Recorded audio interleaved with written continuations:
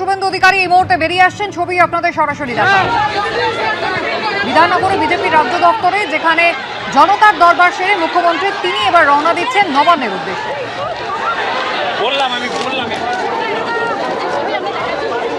শয়ে শয়ে মানুষ উপস্থিত হয়েছেন মুখ্যমন্ত্রী শুভেন্দু অধিকারীর কাছে নিজেদের অভাব অভিযোগের কথা জানাতে।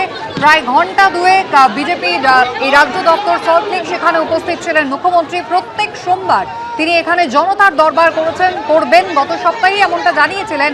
আর আজকে জনতার দরবার সেরে মুখ্যমন্ত্রী তিনি রওনা দিচ্ছেন নবান্নের উদ্দেশ্যে।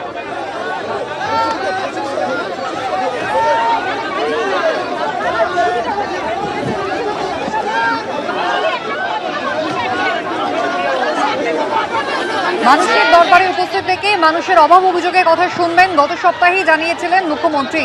এবং প্রত্যেক সোমবার সকালে তিনি জনতার দরবার করবেন বলে জানিয়েছিলেন। আজকে সেই জনতার দরবার সেরে এই মুহূর্তে গাড়িতে উঠছেন শুভেন্দু অধিকারী, রওনা দিচ্ছেন। কথা বলবো, শিবাশিস মৌলিক রয়েছেন আমাদের সঙ্গে। শিবাশিস, আজ মুখ্যমন্ত্রীর পরবর্তী কর্মসূচি আর কি রয়েছে?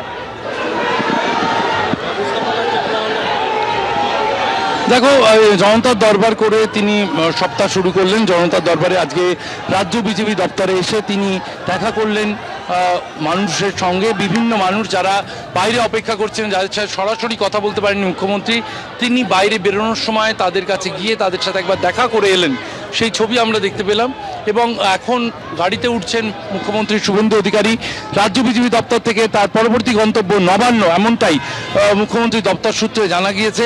এবং তিনি এখান থেকে নবান্নে যাচ্ছেন। নবান্নে সচিব স্তরের একটি বৈঠক রয়েছে। বিভিন্ন দপ্তরের প্রধান সচিবকে আজকে ডেকেছেন মুখ্যমন্ত্রী আলোচনার জন্য, এবং সেখানে মুখ্যমন্ত্রী সরাসরি তাদের সঙ্গে কথা বলবেন। একটি একাধিক বৈঠক রয়েছে, প্রশাসনিক স্তরের একাধিক বৈঠকে আজকে অংশ নেবেন মুখ্যমন্ত্রী।